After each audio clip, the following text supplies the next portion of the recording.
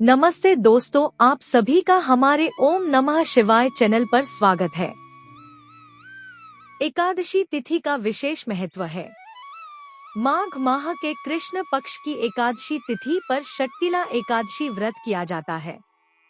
इस दिन जगत के पालनहार भगवान विष्णु और मां लक्ष्मी की पूजा अर्चना और व्रत करना शुभ माना जाता है। धार्मिक मान्यता है कि इन कामों को करने से श्रीहरि की कृपा प्राप्त होती है और जीवन में कभी भी धन की कमी नहीं होती है। साथ ही धन लाभ के योग के लिए खास चीजों का दान करना चाहिए। ऐसे में आइए जानते हैं षट्तिला एकादशी का शुभ मुहूर्त और कथा। पंचांग के अनुसार माघ माह के कृष्ण पक्ष की एकादशी तिथि की शुरुआत 24 जनवरी को शाम को 07:25 पर होगी। वहीं तिथि का समापन 25 जनवरी को रात 08:31 पर होगी। ऐसे में 25 जनवरी को षट्तिला एकादशी व्रत किया जाएगा। षट्तिला एकादशी की व्रत कथा।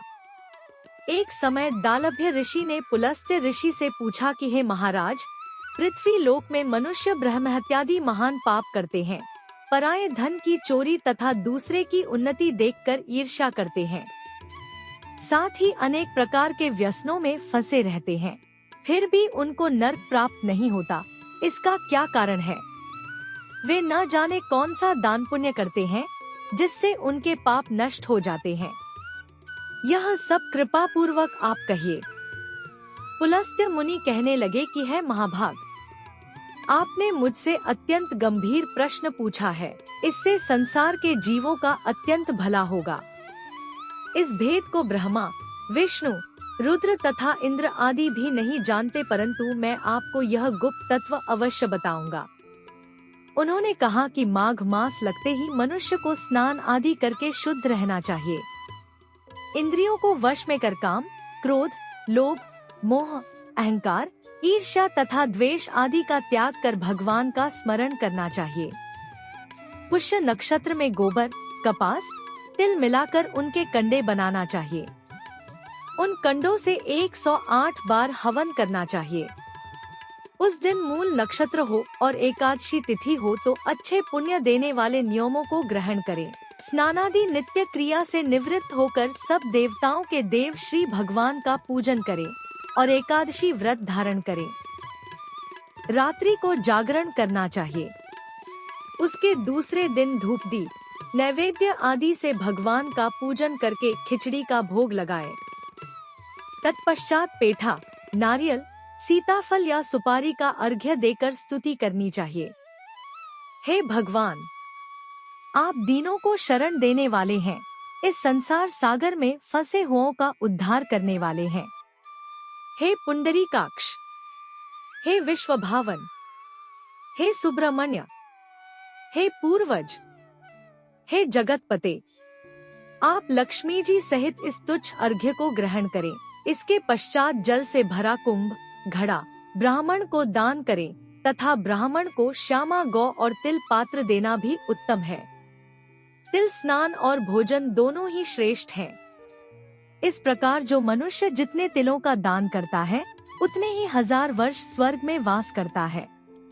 1 तिल स्नान, 2 तिल का उपटन, 3 तिल का हवन, 4 तिल का तर्पण, 5 तिल का भोजन और 6 तिलों का दान। ये तिल के 6 प्रकार हैं। इनके प्रयोग के कारण यह षट्तिला एकादशी कहलाती है।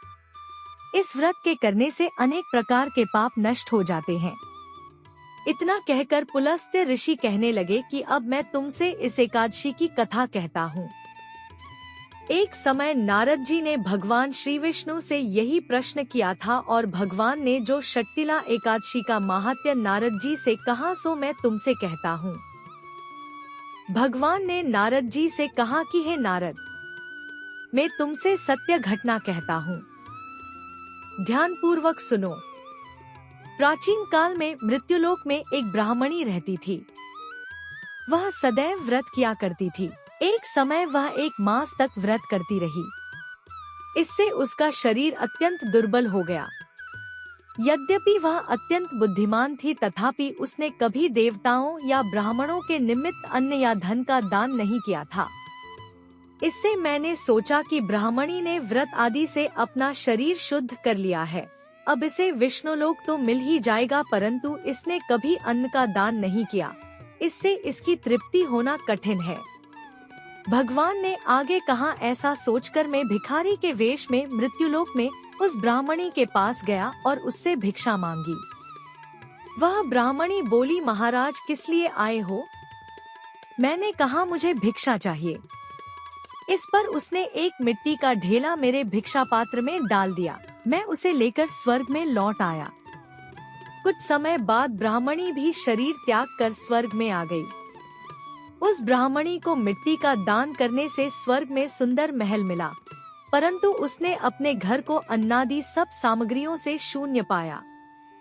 घबराकर वह मेरे पास आई और कहने लगी कि भगवान, मैंने अनेक व्रत आदि से आपकी पूजा की, परंतु फिर भी मेरा घर अन्नादि सब वस्तुओं से शून्य है, इसका क्या कारण है? इस पर मैंने कहा, पहले तुम अपने घर जाओ, देवस्त्रियां आएंगी तुम्हें देखने के लिए। पहले उनसे षट्टिला एकादशी का पुण्य और विधि सुन लो, तब द्वार खोलना। मेरे ऐसे वचन सुनकर वह अपने घर गई।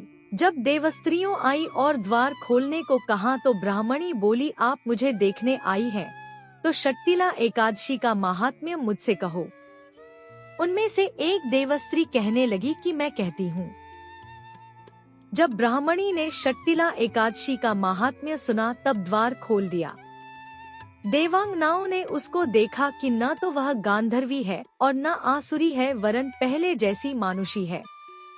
उस ब्राह्मणी ने उनके कथनानुसार षट्टिला एकादशी का व्रत किया। इसके प्रभाव से वह सुंदर और रूपवती हो गई तथा उसका घर अन्नादि समस्त सामग्रियों से युक्त हो गया।